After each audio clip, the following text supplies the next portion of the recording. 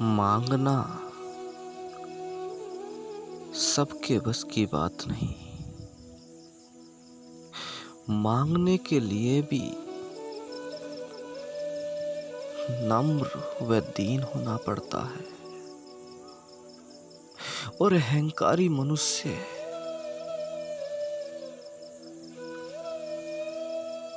मांग नहीं सकता। मजबूरी में मांगने का दिखावा करे वो अलग बात, परंतु इसलिए कि वो नम्र व दीन बने और इसलिए वो मांगता है, तो अहंकारी व्यक्ति मांग न सकेगा। क्योंकि मांग भी वही सकता है जिसने अपने अहंकार को मार लिया हो।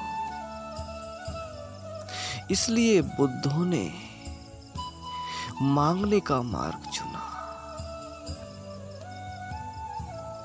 उन्होंने दर दर जाकर मांगा, इसलिए नहीं क्योंकि मांगना उनका व्यवसाय था, बल्कि इसलिए क्योंकि मांगने से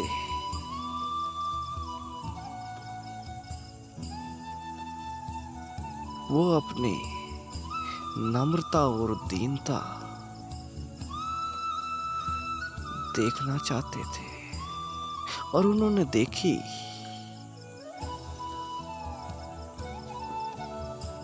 और इस बात से उन्हें ये स्मरण रहा कि उन्हें नम्र और दीन बनना कितना जरूरी है।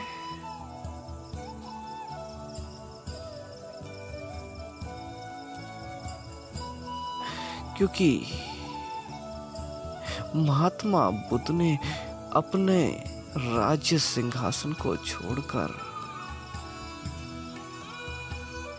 महलों को छोड़कर मांगने का मार्ग चुना। इसलिए नहीं कि उन्हें घटी थी, बल्कि इसलिए क्योंकि उन्होंने अपनी नम्रता और दीनता को साबित किया।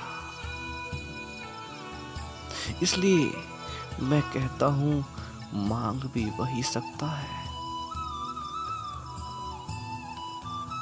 जो अपने आप को नम्र व दीन करना जानता हो।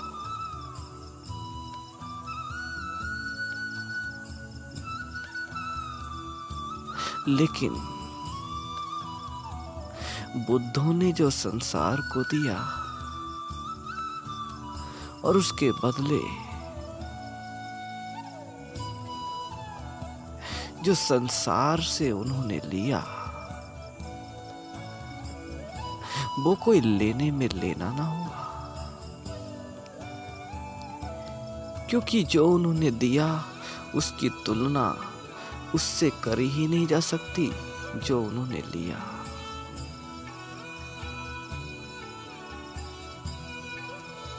क्योंकि उन्होंने जो दिया वो तो अमूल्य था,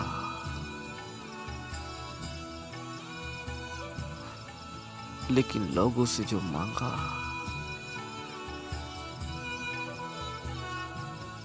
उसकी कीमत ही क्या। मिथ्या और नासवान, उसकी कोई कीमत नहीं उसके मुकाबले जो उन्होंने दिया। यह तो उसी के समान हुआ जैसे एक बहुत बड़े व्यापारी ने अपने अरबों खरबों रुपये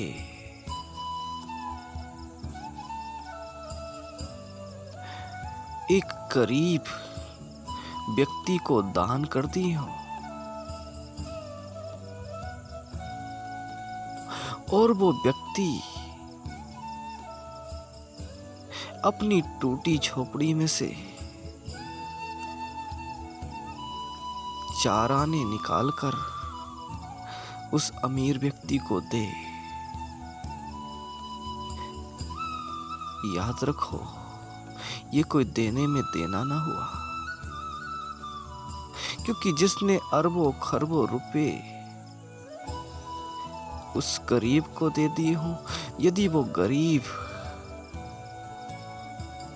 अपनी पूरी झोपड़ी भी उसे दे दे, तब भी वो उसके मुकाबले कुछ नहीं जो व्यापारी ने उस गरीब को दिया।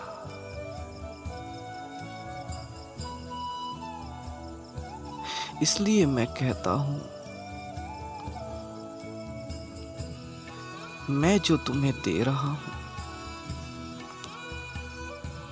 उसका मुकाबला, उसकी तुलना उससे मत कर लेना जो तुम मुझे देते हो, क्योंकि जो तुम मुझे देते हो उसकी तुलना में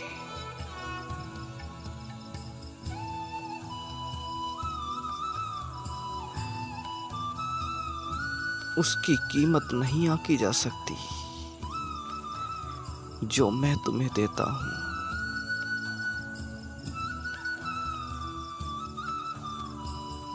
और कभी कभार यदि मैंने तुमसे कुछ मांग भी लिया, और वो भी इसलिए क्योंकि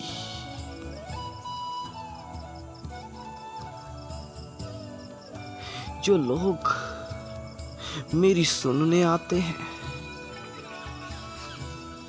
ताकि उनके लिए मैं वो व्यवस्था करवा सकूं जिससे वो बैठकर सुन सके, तो ये तुम्हारे देने में देना ना हुआ।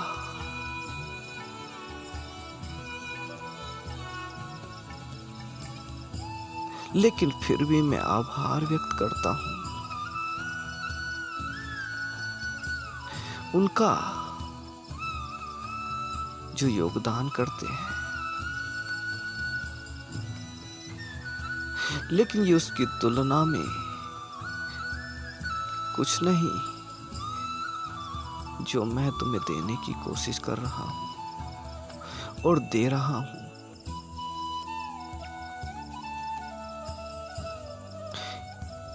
अपने दिए की तुलना उससे कभी मत कर लेना। और मैंने तुमसे कह दिया क्योंकि इसलिए कि तुम एक दूसरे की मदद करो, क्योंकि यदि तुम एक दूसरे की मदद ना करो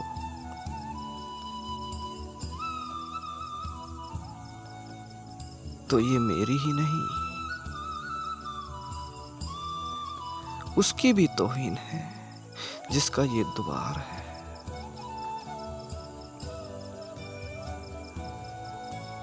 इसलिए जीसस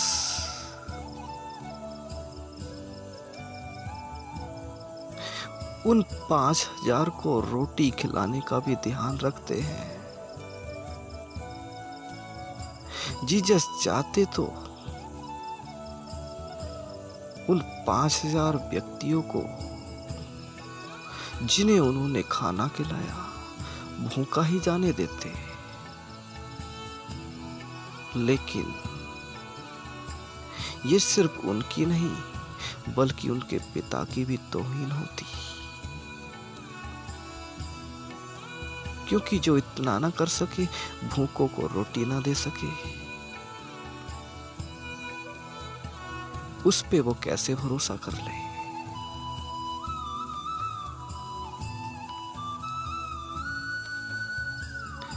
इसलिए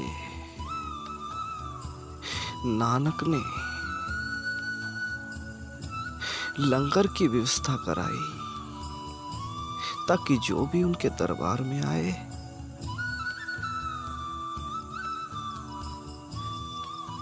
वो भूखा ना जाए और कहीं भूख के सताबे में आके उस अमूल्य चीज को छोड़ ही जाए जिसे नानक देते हैं।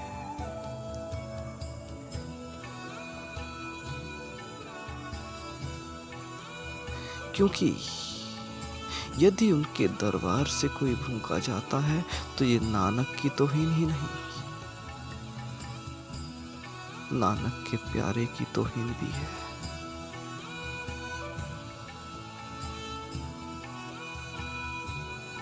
नानक के प्रीतम की तौहीन भी है। और नानक जो गुरु है वो तो सिर्फ द्वार है, इसलिए उनका दरबार गुरुद्वारा है। वो तो द्वार है, लेकिन उनके दरबार से यदि कोई भूखा जाए तो ये अनादर उसका है जिसका वह दरबार है। तो इसीलिए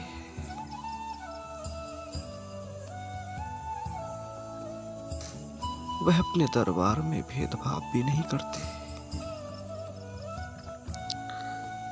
उनके दरबार में सम्राट आए या फकीर, सबके लिए एक ही रास्ता है। सबको उसी रास्ते से होकर जाना पड़ता है। इसलिए सम्राट अकबर को भी उनके दरबार पर आके भिखारियों की लाइन में लगना पड़ा, गरीबों की लाइन में लगना पड़ा, साधारण लोगों की लाइन में लगना पड़ा। अपने राजपाट को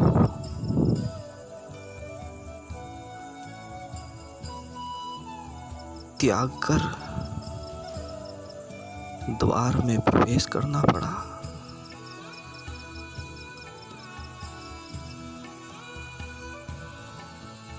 क्योंकि वहां छोटे बड़ों सबको एक दृष्टि से देखा जाता है, और जब तक नानक है तब तक भेदभाव भी कैसे हो। नानक के बाद भेदभाव हो एक दूसरी बात, लेकिन नानक के सामने ना हो सकेगा।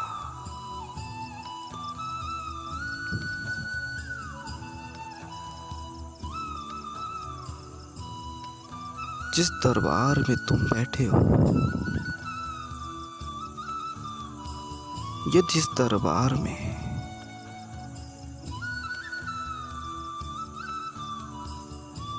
तुम्हें बैठने का इंतजाम ना हो,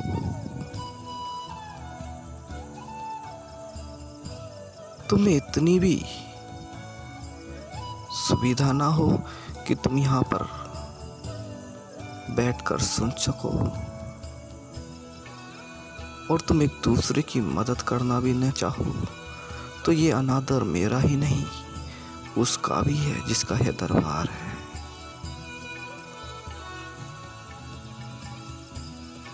इसलिए कहता हूं, एक दूसरे की मदद करो और उन व्यवस्थाओं को भी बनाने में एक दूसरे का हाथ बढ़ाओ,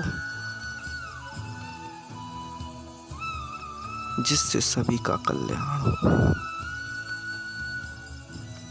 सभी मेरी बातों को ठीक से सुन सके,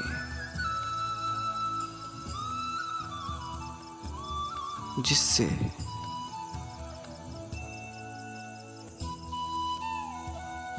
सभी सच्चाई से रूबरू हो सके। आज के लिए बस इतना ही। सभी के अंदर बैठे परमात्मा को मेरा नमन।